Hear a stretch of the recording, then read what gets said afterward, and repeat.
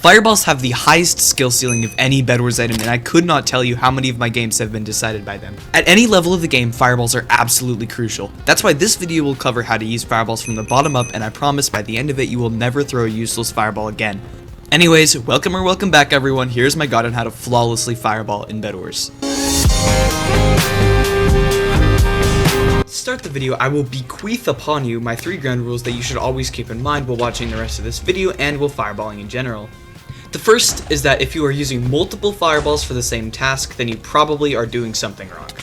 For example, if you're trying to fireball someone off a bridge, then you probably shouldn't throw multiple because after you miss one, then your opponent's going to be on high alert. If you are using multiple fireballs to escape a fight, that's fine, but always consider how you got into that position in the first place. The second rule comes from a quote by Maeloux. If you see a good move, look for a better one. This applies to fireballing because sometimes good fireball opportunities will present themselves, but there might be better ones in plain sight. Think about it this way, if you have a chance to fireball your opponent off a bridge to their diamonds, maybe fireball their diamonds instead to guarantee some amount of success.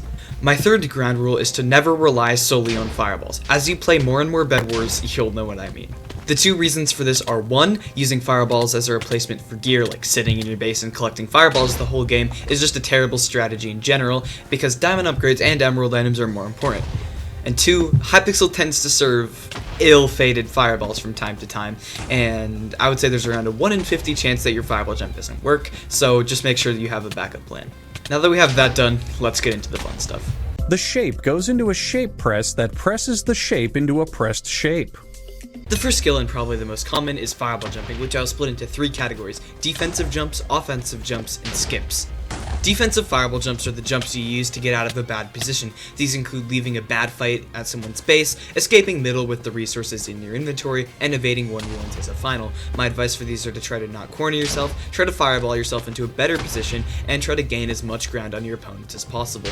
Skips are the fireball jumps you use to break your opponent's bed or get somewhere before them, like a resource generator. My tips for these are to try to gain as much ground on your opponent as possible, and to not do it too many times or your opponents will easily start to anticipate and counter your strategy. Offensive fireball jumps are the jumps you use to gain some sort of PvP advantage. You can either jump up to a pillar to get a momentum hit, you can fireball jump to get your back away from the void, or you can use the true damage that a fireball deals to finish off your opponents. Yeah, what is this Diddy Black doing on the calculator? Second skill is fireballing invisible players. When someone invisible is on you, it can be extremely stressful, but fireballing is an incredible counter. But be that as it may, fireballing invises is still very tricky, so here's my advice. First, use game sounds. As soon as you hear footsteps, fireball the ground in the direction that they are coming from. A good reaction time is imperative because you want to fireball almost as soon as you hear footsteps. You can also track particles by simply fireballing them, but this is generally a lot trickier as modern players know how to create less particles when invis.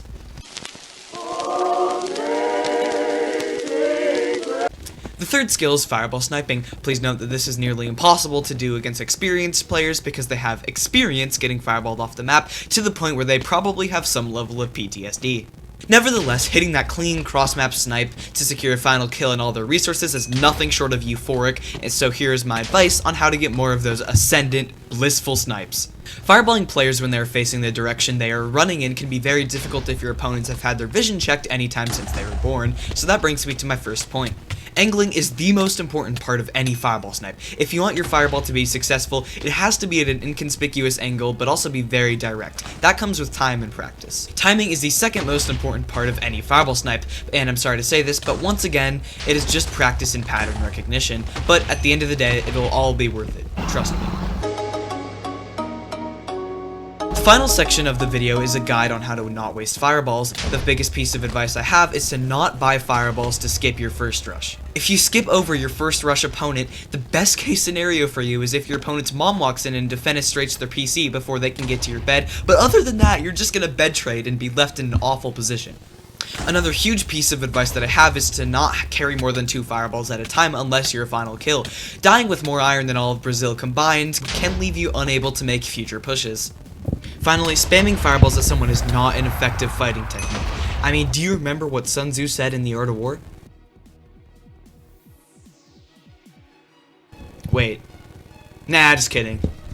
I'm a man of culture. Not to get soppy with you all, but thank you so much for watching until the end. Please subscribe if you learned anything or enjoyed this video. The first thing I'm buying when I get monetized is cat treats, so click the button for Cindy. Anyways, here's another video. Do something awesome. Goodbye.